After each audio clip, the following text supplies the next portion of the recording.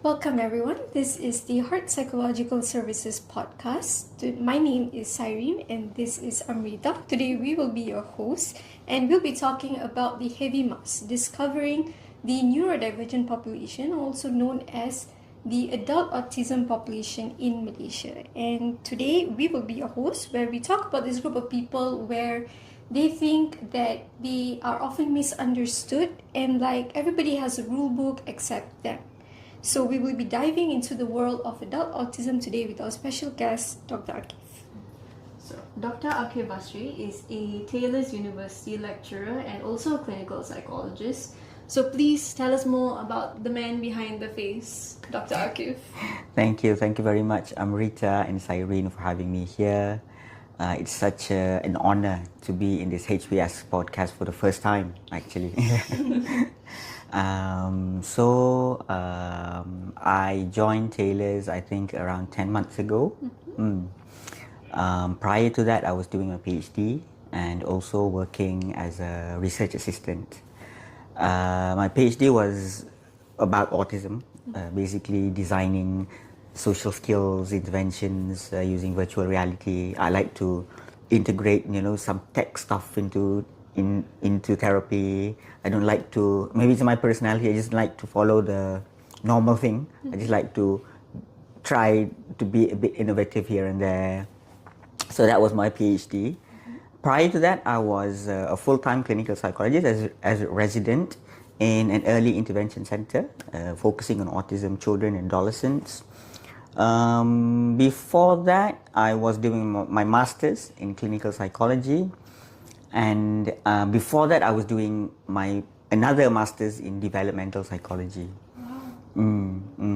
Before that, I was doing my bachelor's, and then, of course, the rest is history.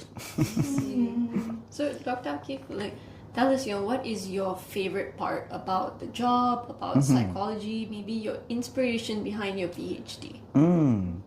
Well, to be honest, I would love to give a really inspiring answer to that.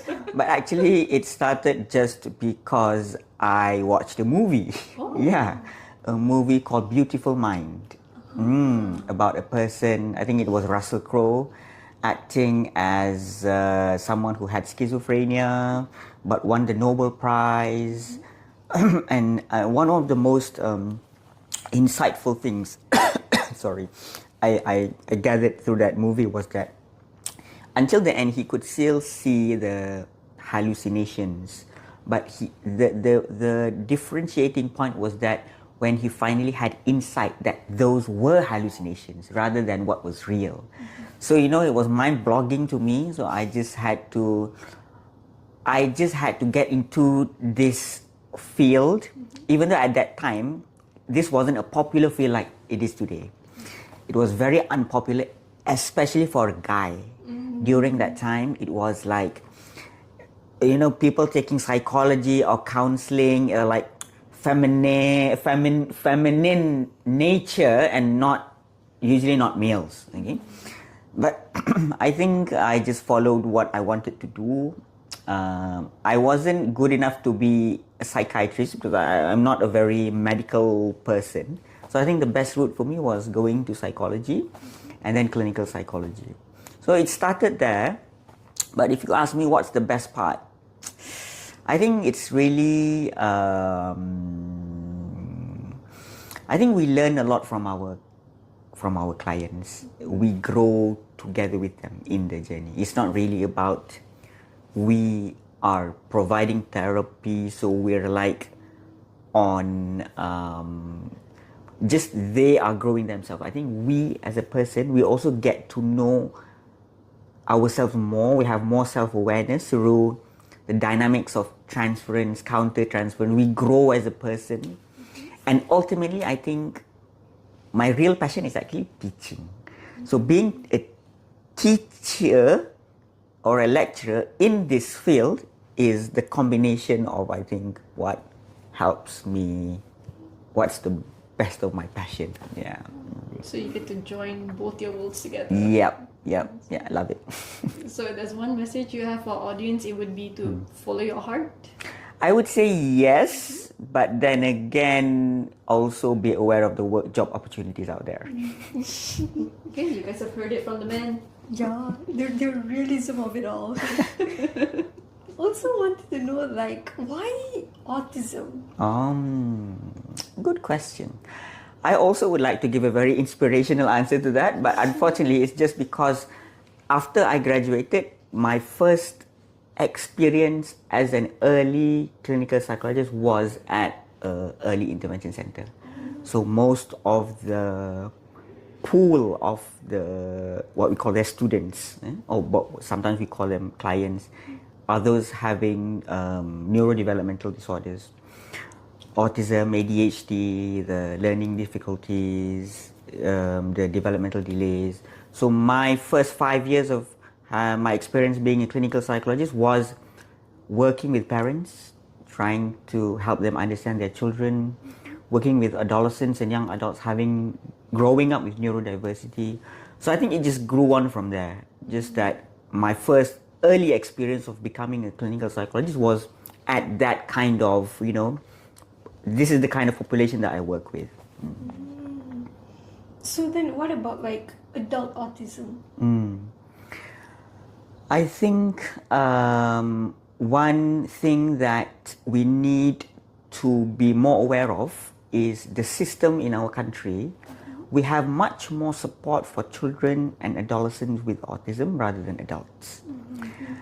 If a parent, nowadays, if you are an urban parent living in an area, Klang Valley, and your child does not talk at age 1 year, 6 months, you'll go and bring them to see speech therapists, clinical psychologists, occupational therapists. People have so much awareness of this. For support for children, I think is becoming more and more apparent now. But when these people, because neurodiversity or autism, this is something they live with it. It's lifelong. It's a lifelong condition. So that's why we call it neurodiversity. It's a different way of how they see things. Like, it's not like an illness that needs to be cured. So it's lifelong. But when they become adults, there's no more support. It's like in Malay we call pandai-pandai lah. Kan? You just live with it lah. But there's no support. But their needs change. How we manage them, it becomes more complex.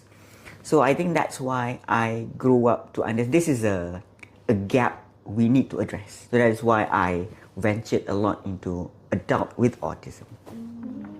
Would you say that with the increased awareness of mental health, about autism, about just disorders and different types of abilities in general, have you seen an influx of adults coming in to test whether they do have autism? Is that something you've seen? Yes, very much. I think within the last 5 years. Yeah. I would hypothesize that due to social media. Because more and more advocates who actually live with the condition are becoming more, they share their stories on social media. So when they share their lived experience, it really relates to other people who also live with that condition. Rather than when we share, it's very like symptomatic, it maybe doesn't really relate, because symptoms are manifestation of what they actually go through. But how they explain it is that how they go through it in everyday life is different, right? So I think because of these advocates, mental health advocates living with the conditions, they are more like, opinionated, and they were vocal, they share their experiences online. So I think that really helps in the awareness. Also, there's more and more mental health professionals talking about this in social media. And generally, I would say people are becoming more aware of these conditions. Just that too much information, unfiltered information, could also be a bit risky.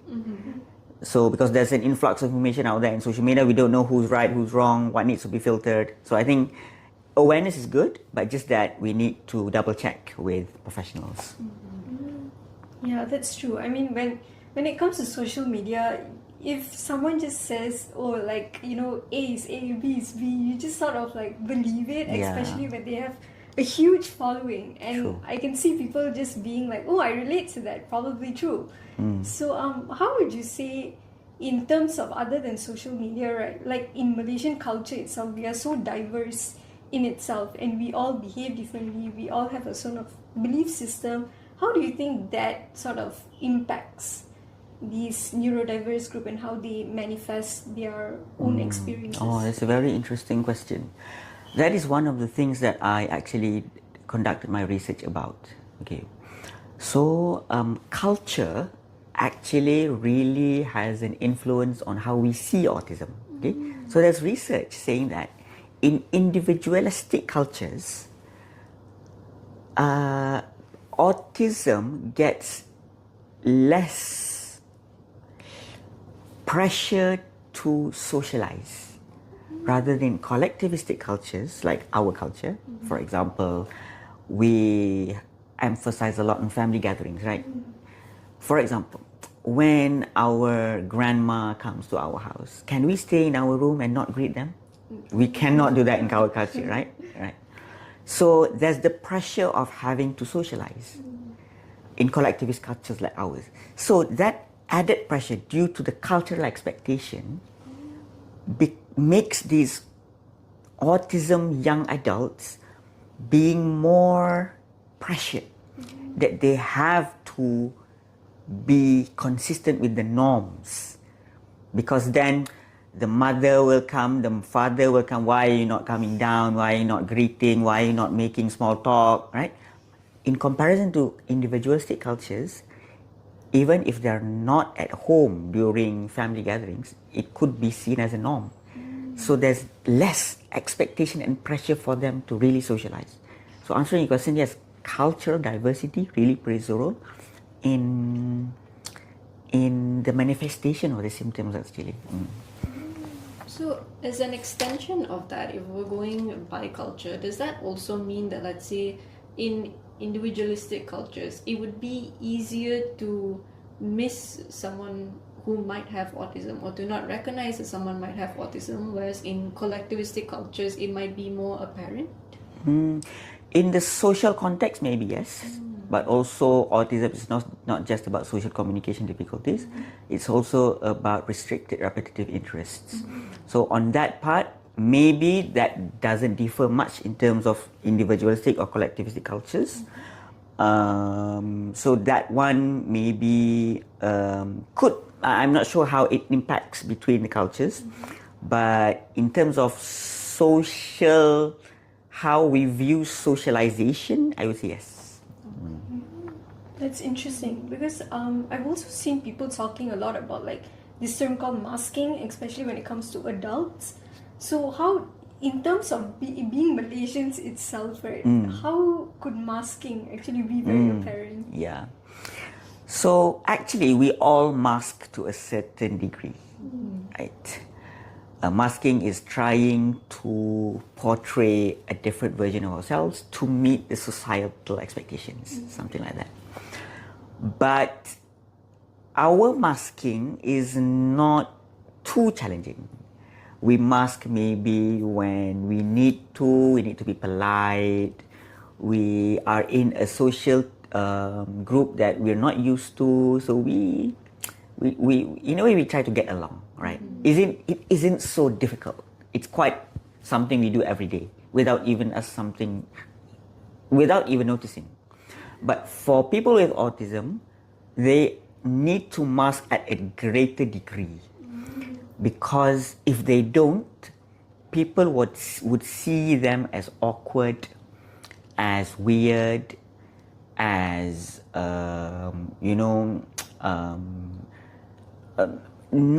they would be really seen as someone who portrays like behaviors deviant or different from the culture that we expect. So they are usually told to behave in a certain way. You need to socialize this way. You need to portray eye contact. You can't talk to yourself in front of others. You can't not make small talk. When you sit with someone, you need to start small talk. So that's like the complete opposite of what they prefer. So because they need to abide to the social norms or the social rules, their masking is much more challenging than what we mask. That must be really exhausting, to have to do that degree of, it's almost like a performance every day that you have to do and live your life that way. It must be really tiring for these individuals. Yep. And it's a struggle that we do not see, right? But on another point of view is sometimes we celebrate their masking because to certain people, when they mask, they look normal, and that's what they should be doing, right? But what we don't see the internal struggles of having to be performative all the time, not being able to be themselves, and not having people to respect who they actually are. And people only respect and celebrate them when they are masking. I think that's very, very unfortunate if we continue to view autism in that manner, right? That's true. I mean, to be able to realize that people would only, like you said, celebrate them when they're masking, it would make them feel like, like, who am I truly? Like, would they actually like who am I? So like, based on your experience, right, when they come to this realization of, oh, I was actually masking all this while, how would they normally react? Yeah.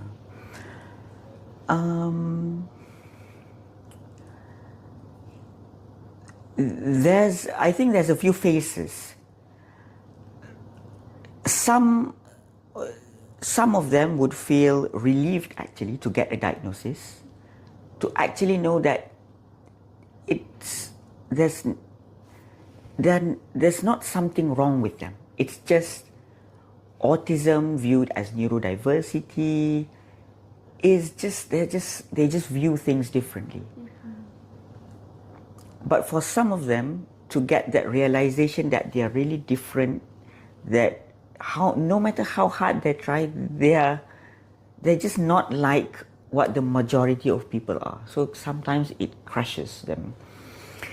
So I think it depends on the level of acceptance, or that it's a journey of acceptance. But I think what comes out of that is we as neurotypical individuals, I think it's important for us to understand that we need to be more inclusive and accepting of different people, regardless of whether they have autism or not. People are just different. We are just different. Even though we are neurotypical, between us, we are also different, right? So we also need to tolerate between differences. We also need to be inclusive of each other. And we also need to be inclusive towards those with neurodivergent, though they may have their different styles. For example, if one of our classmates or one of our students, they don't prefer to make small talk, do we really have to view that as abnormal and make them have to do small talk? I think we can just tolerate and respect that, right? Sure. And since we know that they have certain interests, why don't we try to find a common interest that we can talk about? So that helps communication. That helps them, it helps us. If they don't really want to portray eye contact with us, do we really have to make them portray eye contact?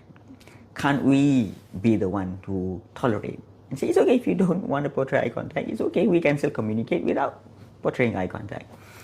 So I think we as neurotypicals, we have our responsibility as well to be more inclusive, respectful of diversity.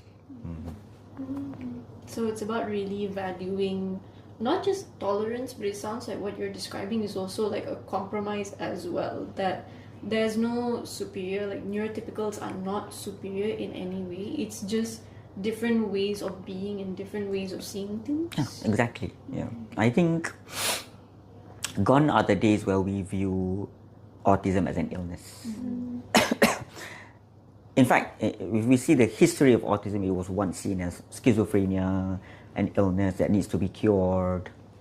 But now we're entering this phase where we see autism as a neurodiversity, and it's just a different way of seeing things, different way of behaving. Yes, but that doesn't minimize the fact that they need support. Okay? We still need to support them, be empathetic, but also respectful in understanding. So it's a matter of how we coexist and live together, rather than them needing to follow us, our way, because we are the majority who decides what the norms should be like. And Dr. Akif, for the sake of educating not just us but also our viewers as well, could you give us maybe some ways that we could not only recognize but also maybe support our fellow neurodivergents? Okay, so sorry. I think one thing we need to realize is the characteristics differ a lot. One is between children to adolescents to adults. Another is between mild, moderate, and severe. So autism is a wide spectrum where a person who has mild autism or a person who has severe autism may look and behave so differently that we may question why do they have the same diagnosis. It is so different. It's a wide spectrum. Okay? And a child with autism who might portray more prominent characteristics, like not portraying eye contact, playing alone when other children are playing together, having fun. That might be very prominent. But for an adult who have learned how to mask throughout their lives, the social difficulties are very in the gray area. We don't see it. For example, they don't get jokes. They don't know how to be sarcastic. Everything is direct. So it's difficult to notice this unless you actually know them. You actually have been with them for a few months, right? Then you notice, oh, this person is quite different in the way how they understand social cues, for example, in the way how they need predictability, for example. So trying to understand that requires you to get to know them at a deeper level, especially if it's very mild and they're young adults who have already learned how to mask these characteristics. So that's recognizing them, I think, needs a really deeper level of awareness and knowledge a bit. That's number one. And I think, okay, when you ask how do we support, I think first and foremost, I would like to make it clear that we have a tendency to make jokes about these kind of people. We have a tendency to gossip and laugh because we see them as very different. So first and foremost is our ability to recognize not to do that. Be more sensitive that this is not a laughable matter. People are different and we need to celebrate and respect that. So understanding that, I think being respectful towards diversity changes a lot. At another level, trying to accommodate at the same time, when we want to make friends with people with autism, it's not just they need to understand us, it's not just we need to understand them, it's about finding the right sweet spot in between. So, okay, we cannot fully attend to their needs while ignoring the social norms, right? At the same time, they cannot fully ignore who they are and having to mask all the time. So how do you find the right balance? To what extent do we respect their needs? To what extent do they need to mask to a certain extent that helps them survive, but not to the point that it is detrimental to their mental health? So it's a really complex but unique journey of finding that sweet spot. Yeah, I mean, you also mentioned that, us being able to understand them, we sort of have to find a middle ground, because there's also, things called like the double empathy problem and things like that. So in terms of like, let's say in university, since we are a psychological center located at a university, how do you think like the academic settings can better accommodate young adults and also maybe lecturers, professors who are also working here who may be on the spectrum as well? I think it's important to first recognize that there will be neurodivergent people in our community. Whether they're diagnosed or not, I'm pretty sure they are here, because first, some of them are very intellectual and they score good grades and they are very highly educated as well. So yes, they can complete their degrees, they can do their masters, the PhDs, they can become lecturers, become successful in their work, but also struggle in certain aspects of their life, like social communication difficulties, for example. So how do we accommodate them? For me, is trying to understand their needs, because different people have different needs, right? Let's say you have a student in a class, one who has autism, another person has ADHD, another person has learning difficulties, for example. To accommodate the person with autism, maybe you need to structure your teaching a bit more structured and more predictable. The same structure every time, you know what to expect. So the lecturer will come and then give the objective and then start with giving lecture and then role play. So it's a systematic structure that they can predict. So it helps them, when they are able to predict, it helps them to reduce their anxiety. Okay. Also try to understand their strengths. For example, let's say they are better in voicing out their thoughts through writing rather than verbal, then perhaps their assessment, to get the best out of them, we can accommodate to what are their strengths. Okay? So that's the person with autism. The person with ADHD needs much more also structure, but also help in terms of time management, for example.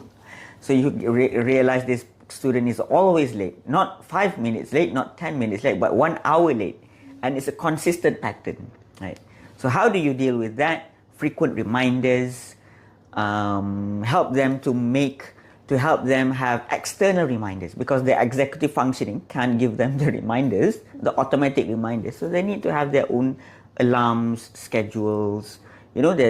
You can use your phone to make more reminders, alarm clocks, things like that.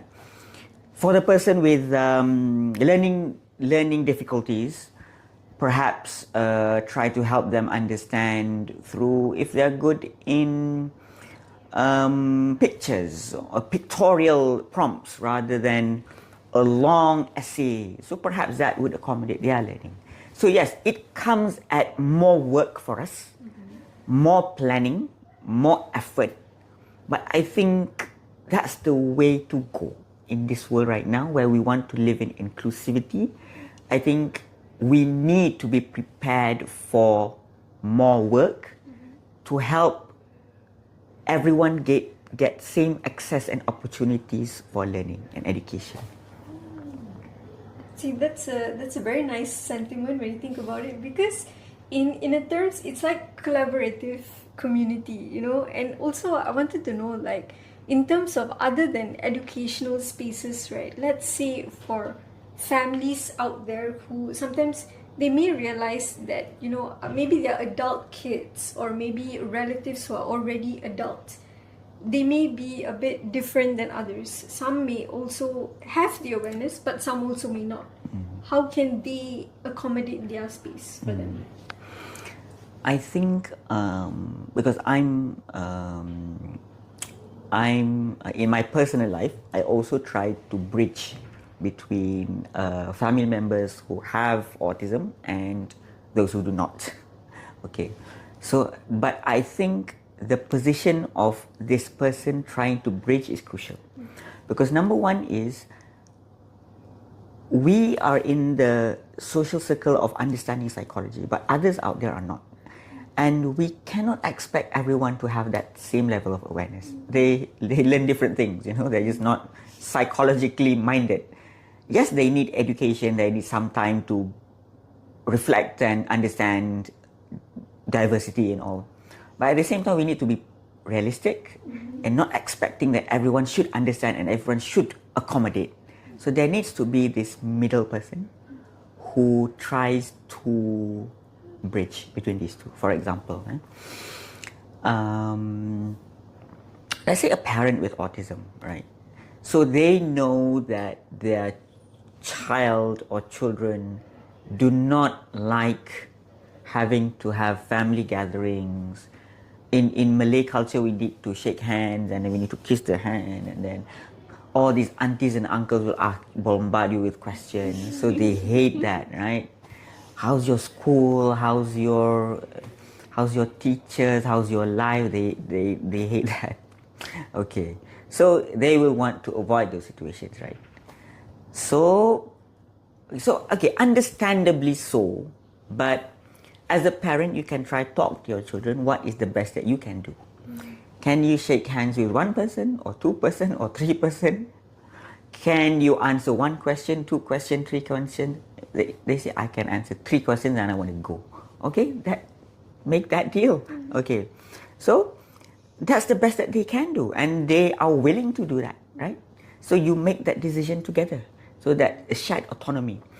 So, but at the same time, it's still not good enough for the expectation of the society who wants to ask 100 questions. They want to answer 3 questions. So you let them, and then when your child has answered 3 questions, then you moderate. Say, okay, I think he needs some time alone, you know. He needs to recharge his social battery, okay. So thank you everyone, maybe we can give him some time and then we can let him go. Okay. So we need to moderate that. We need to help them. We need to help the child with autism adapt. We need to help the society manage their expectations. If not, there will be ongoing conflict because of different expectations. Dr. Akif, like we've spoken a lot about support and you've given some really great ideas as to how to provide support for these individuals. In your experience, I mean, you have so much of experience. For adults who come in with autism, whether they know it or not, for those who haven't gotten that support, what impacts have you seen on their mental health? How is it detrimental to them? I think there's a big difference when they do not know and when they do know. Most of my patients, when they get the diagnosis, they feel relieved. We fear, as clinicians, we feel that if we diagnose them, they will feel shocked of the diagnosis. But what I learned is that they feel relieved because they now understand themselves. They understand who they are. Provided that we psycho-educate them that autism is not an illness, but rather a neurodiversity. So it really, how we frame that diagnosis really is important. Okay. So for those who do not get the diagnosis, but they know that there's something different in them, right? I think because there's so many questions unanswered, I think, and because they are struggling with the perception that they are different and do not cannot be like other people.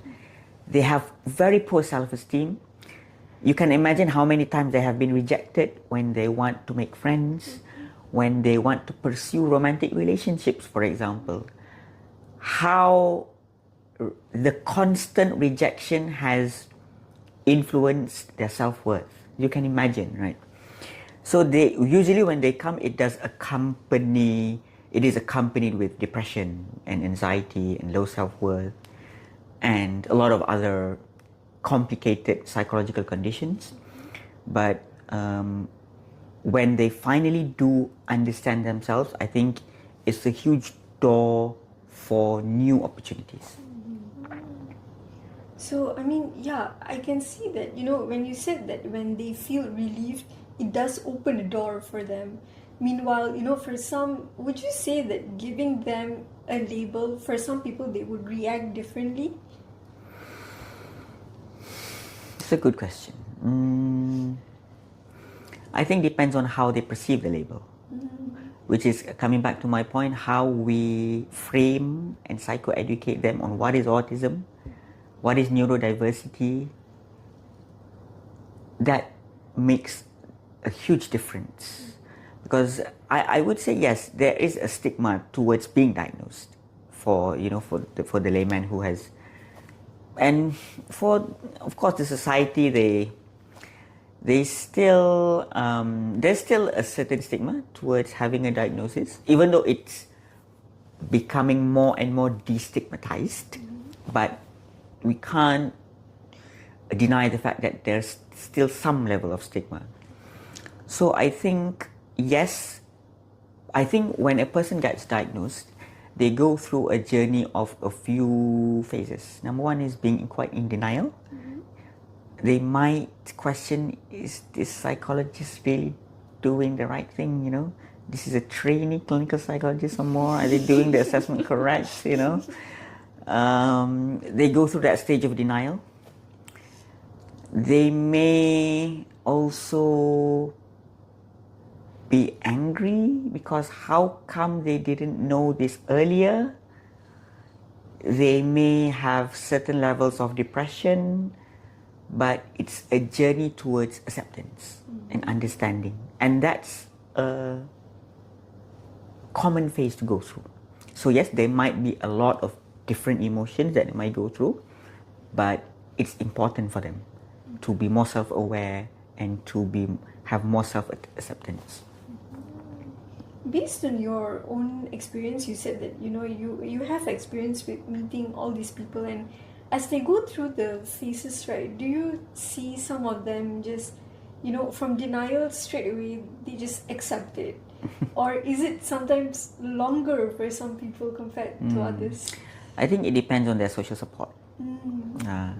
Some people who are very well aware of what is autism, their parents are very open to accepting diagnosis and wanting support, they have a much easier pathway towards acceptance, rather than a person who lives with parents who are in denial. If they tell their parents, the parents might be disappointed with them, so that becomes much more complex and difficult. Dr. Akif, I mean, you mentioned just now that autism, there is a stigma attached to it, but clearly there shouldn't be, because they're just different. There's nothing wrong with them. They're just different individuals. Maybe you could give us, if you don't mind, some strengths of autism that you've observed in these individuals. How are they better than us in some ways? A lot of ways, actually. Number one is that when they learn according to their way, predictable, structured, my goodness, they become super excellent.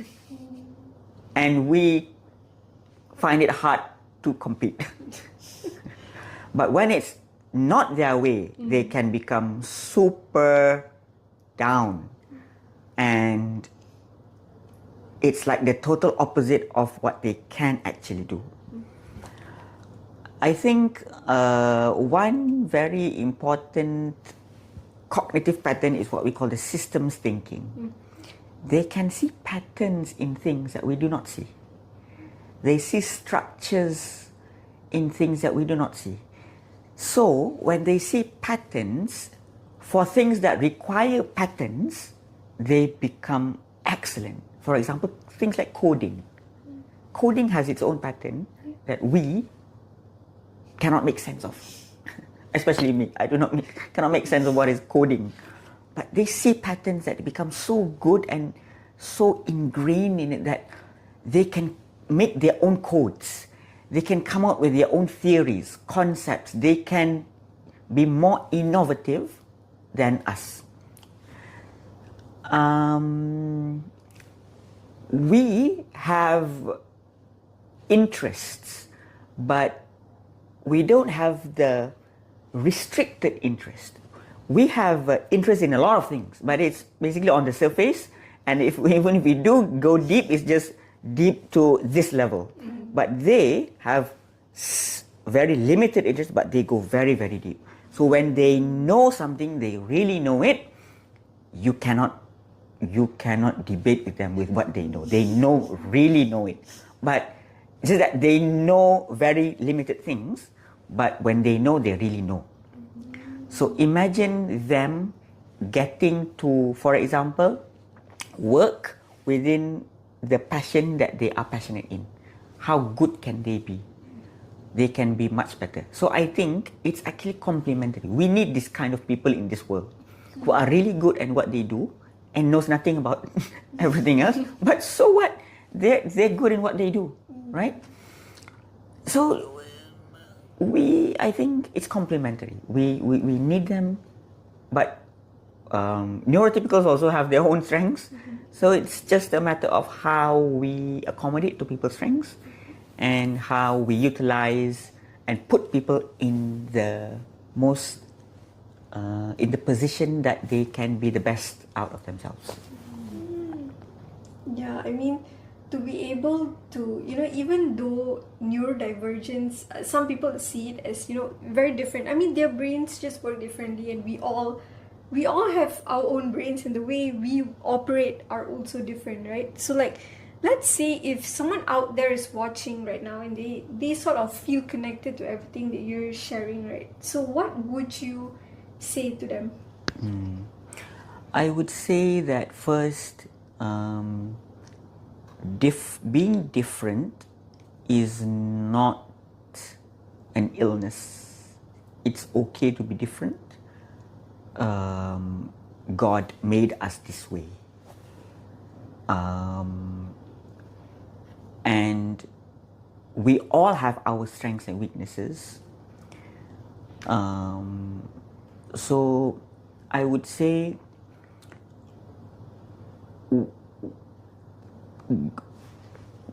the first step is really getting to know who we are.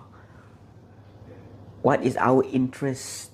What is our strength? What is our weakness? Whether we fall into the diagnostic criteria or not is actually secondary. But yes, it would really help if you do see a professional. You can come to HPS to see our fantastic trainees and get to know yourself more, because we do need an opinion from an outside person who is completely neutral and has no interest apart from just helping us getting to know who we are. Right?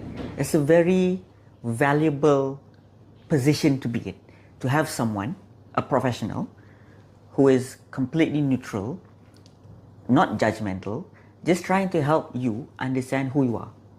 Whether you get diagnosed or not, that is secondary. But getting to know yourself, your characteristics, your strengths and weaknesses, we can make IQ tests and we can know what is the part of your IQ is your strength and your weakness. They can do it.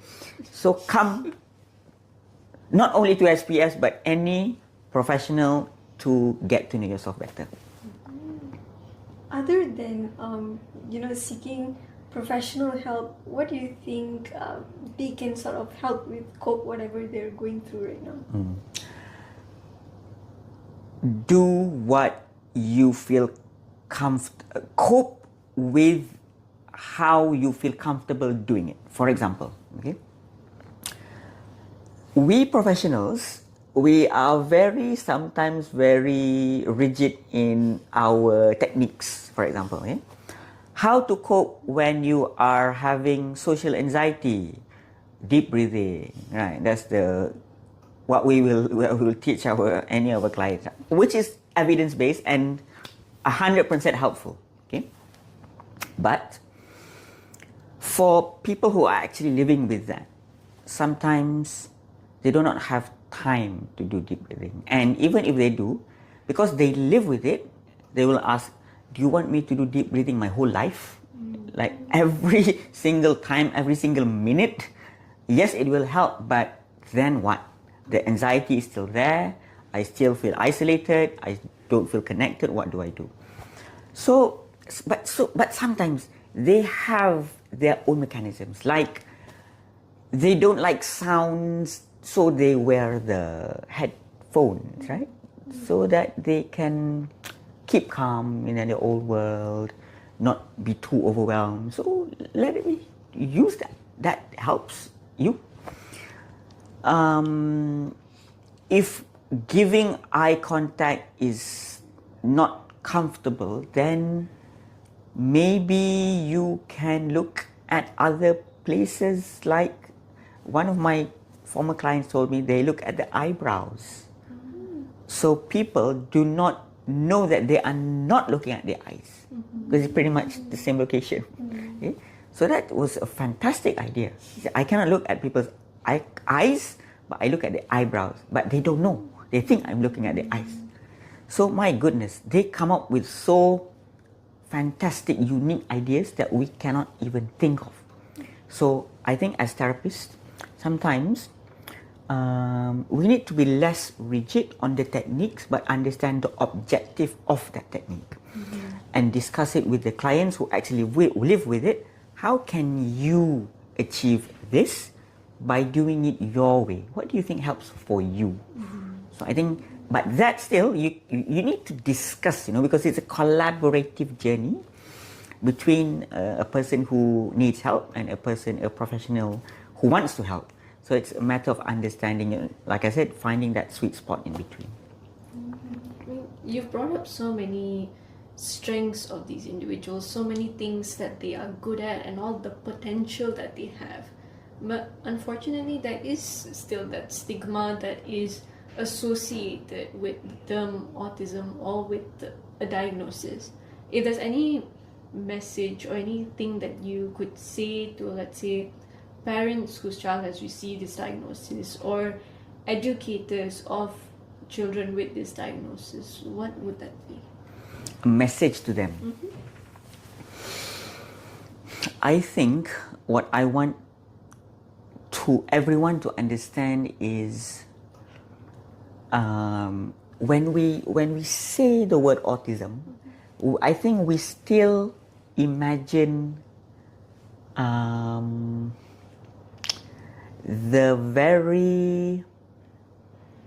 we still imagine as hand flapping, no eye contact, tantrum, speech delay. I think that's the common classic understanding of autism. While that may be true, actually that is the tip of the iceberg.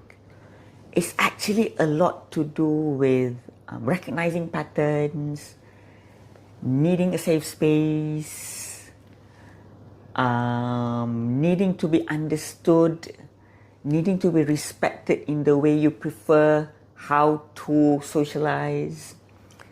It's really different when we view it in a neuro-affirming lens from how we view it as an autism spectrum disorder, in what we call it. Okay. The terminology itself brings a different meaning. Okay?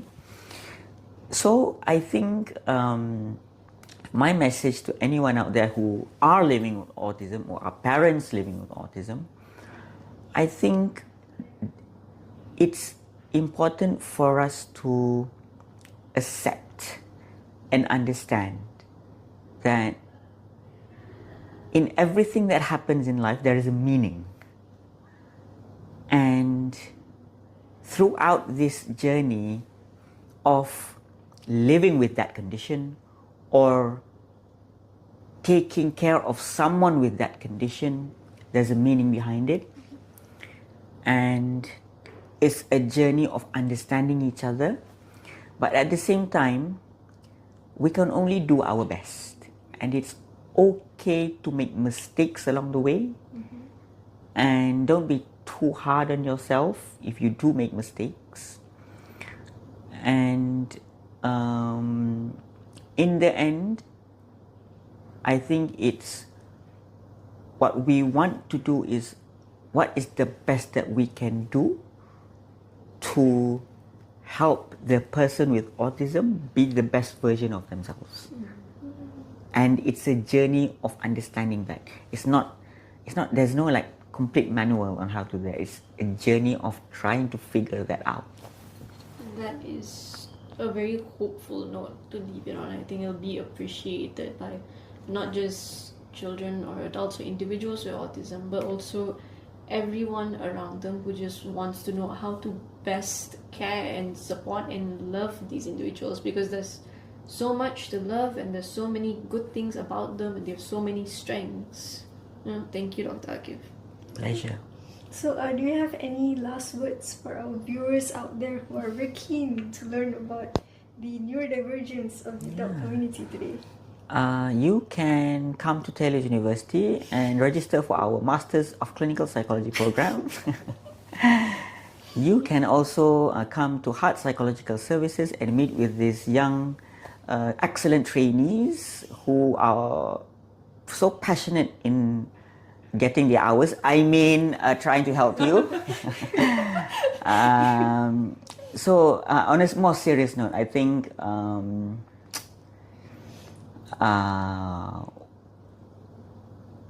learning psychology really helps see things in a different way. Would you agree? Definitely. Yeah. So even if you are a psychology student, or even if you're not a psychology student, I think learning and about humans, about diversity, really widens your perspective, right? It helps give you a more clear worldview, and really helps you how to navigate in your life better. So whether you're a psychology student or not, it doesn't matter.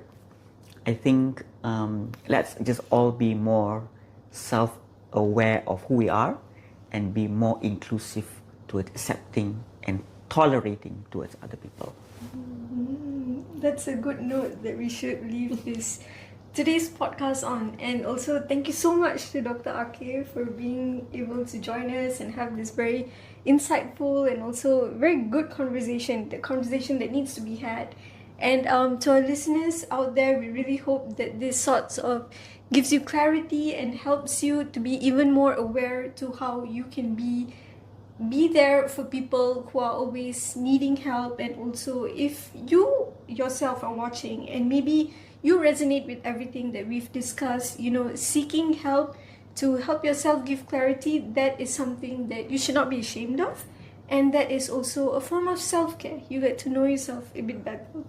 So today we'll be signing off from Heart Psychological Center. I'm Sairi. I'm Amrita, and again we would like to thank Dr. Akif for joining us today. You don't have to always perform, you deserve to be yourself and just live. Thank you. Thank you.